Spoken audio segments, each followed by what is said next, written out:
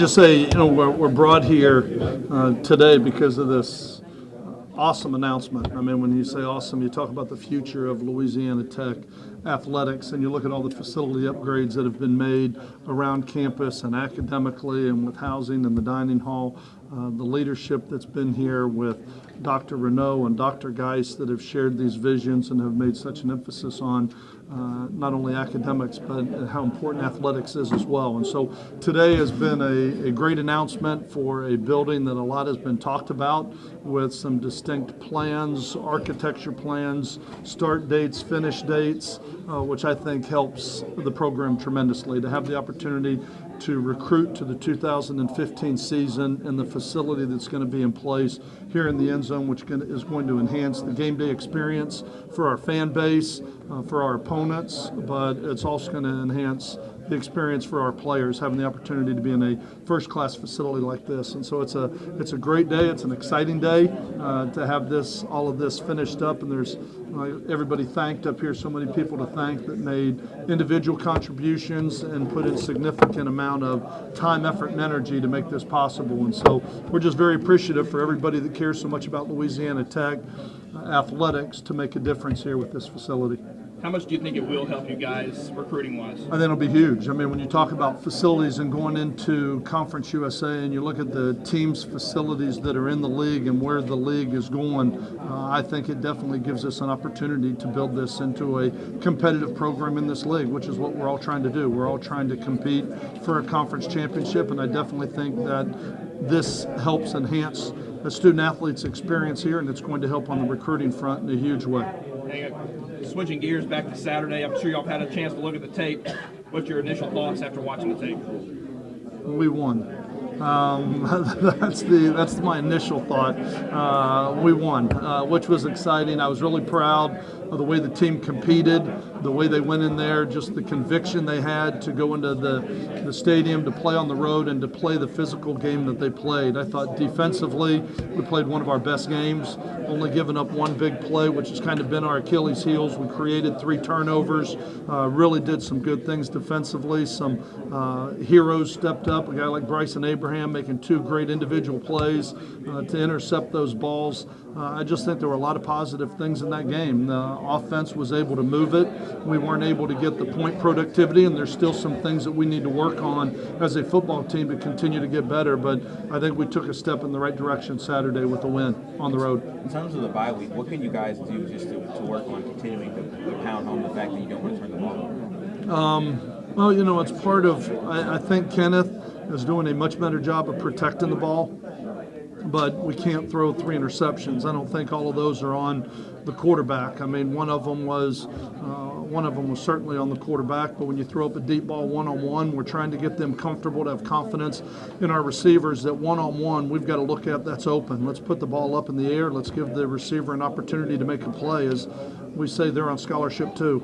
Let's give the receiver those chances. And so I don't think they all fall on the quarterback, but there are definitely some things that we have to do to clean it up. And this week, our primary focus is we've got to get healthy. I mean, going 8 games into it, we got some bumps and bruises. That game Saturday was a very physical football game on both sides, and I think we've got a lot of guys that are nicked. And then I think we've got to continue to improve a lot of the fundamental things. It's not going to be the physical week that we had 3 weeks ago when we put on pads and went so much against each other. It's going to be much more kind of the difference between rest and rust. I want to make sure I give them some rest, but I don't want to get rust on what we're trying to do, and I want to continue to build on the momentum that we pulled off this weekend coming out of Miami with a win. Now that you looked at the film of Ryan, I mean, does he still give you all the best chance to win? I'll ask you like I did Saturday, but you give some more looks at Paul. I know you weren't happy with some of his plays that you made. Right. I mean, right now, coming out of that game, I thought Ryan played an excellent football game.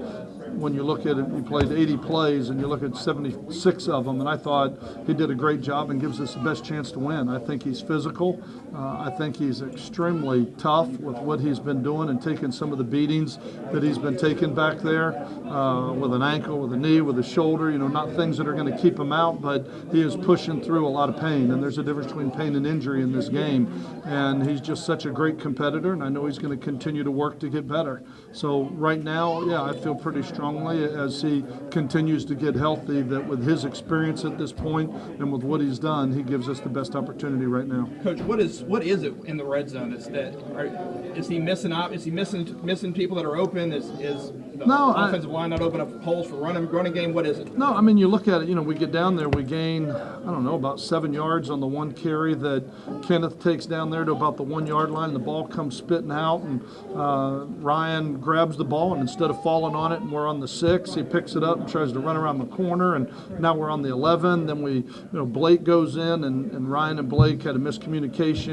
in the read of the ball. The ball's on the ground again, gets picked up, and all of a sudden you're kicking a field goal from the 20. So I don't know. We have to do a better job of executing. I don't think you can just put it on Ryan and the reads. The windows get smaller. I think some of it's throws, some of it's protection, some of it's execution, but we've got to get better with our red zone productivity. And I didn't really talk about it, but Kyle Fisher did an unbelievable job going 5 for 5. As a guy walking in here as a freshman quarterback before the year started, and for him to go 5 and 5 and do what he did made a huge difference because we weren't able to punch those in and convert them to touchdowns. And we were inside the 24 times and got 4 field goals out of it, where we learned a week ago, right before half, that those aren't necessarily gimmies. And so very glad that he was able to perform the way that he was, and we were able to protect the field goal unit as well because they blocked a number of kicks. Do you think Fisher, by the way, Fisher was named the Lou Gross Star of the Week and also just named the Conference USA Special Teams Player of the Week. Did the move of Jeremy Graffrey to left tackle, do you think it was the reason that the offensive line played so much better? I think it helped. I mean, definitely we talk about they're a unit of 5. And I think it definitely helped because I thought that Jeremy Graffrey, what an unselfish, thing to do as a senior, to move positions over to left tackle. Now you're in a left-handed stance. It'd be like asking somebody in the middle of a baseball season to learn to throw left-handed and pitch for you. I thought it was incredibly unselfish of him to go over there as a senior.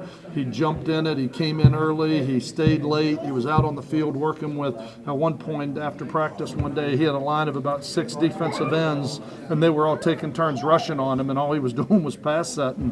I think he worked really hard at it, and I think it showed, and I think it made us a better offensive line Saturday. And then Malcolm Pichon really stepped up and played well Saturday. What has he been doing that's really allowed him to step up? Well, his cousin plays for that team, and so I think there was probably a little extra motivation for him, having a little friendly competition with his cousin, I'm sure.